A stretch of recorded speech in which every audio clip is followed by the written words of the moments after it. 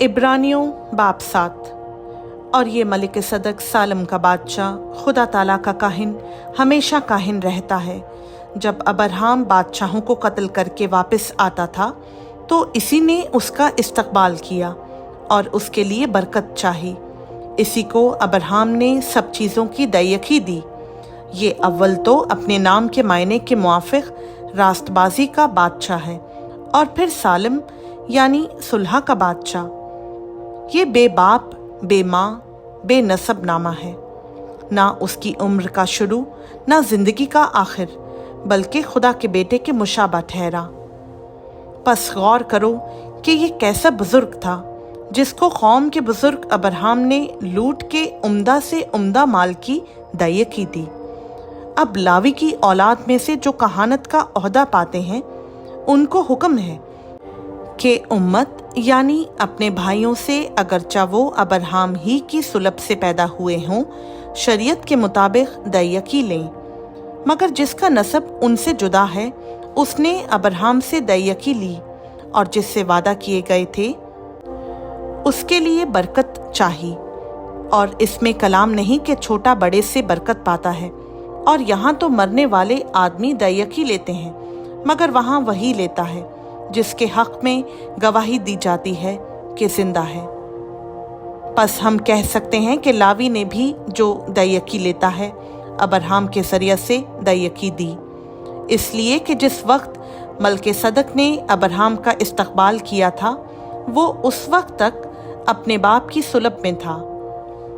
बस अगर बनी लावी की कहानत से कामिलियत हासिल होती, क्योंकि उसी की मातहती में उम्मत को शरीयत मिली थी, तो फिर क्या हाजत थी कि दूसरा काहिन मलिक सदक के तौर का पैदा हो और हारून के तरीका का ना गिना जाए। और जब कहानत बदल गई तो शरीयत का भी बदलना ज़रूर है, क्योंकि जिसकी बाबत ये बातें कही जाती हैं वो दूसरे कबीला में शामिल है जिसमें से किसी ने कुर्बान गाह की खिदमत नहीं की।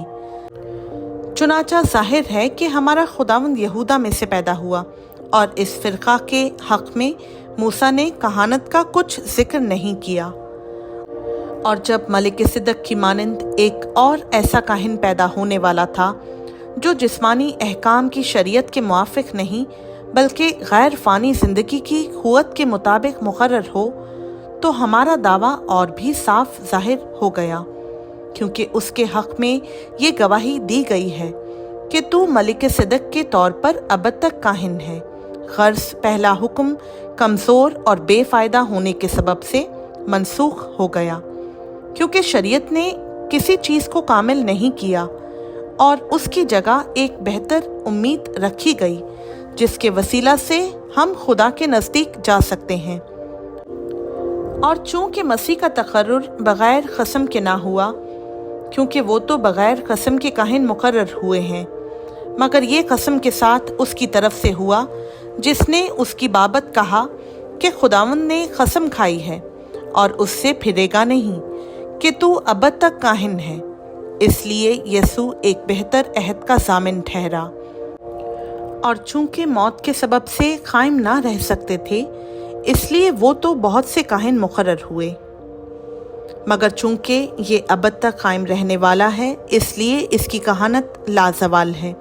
इसीलिए जो उसके वसीला से खुदा के पास आते हैं वो उन्हें पूरी पूरी निजात दे सकता है, क्योंकि वो उनकी शिफायत के लिए हमेशा जिंदा है। चुनाचा ऐसा ही सरदार काहिन हमारे लायक भी था, जो पाक और बेरिया और बेदाग हो और गुनहगारों से जुदा और आसमानों से बुलंद किया गया हो, और उन सरदार काहिनों की मानंद इसका मोहताज ना हो कि हर रोज़ पहले अपने गुनाहों और फिर उम्मत के गुनाहों के वास्ते कुर्बानियाँ चढ़ाए, क्योंकि इसे वो एक ही बार कर गुजरा जिस वक्त अपने आप को कुर्बान किया। इसलिए कि शरीयत तो कमज़ोर आदमियों को सरदार काहिन मुकर्रर करती है, मगर उस कसम का कलाम जो शरीयत के बाद खाई गई उस बेटे को मुकर्रर करता है जो हमेशा के लिए कामिल किया गया है। खुदावंद का पाक कलाम का पढ़ा, सुना, समझा और कबूल किया जाना हम सबों के लिए बाइस बरकत हो। आमीन।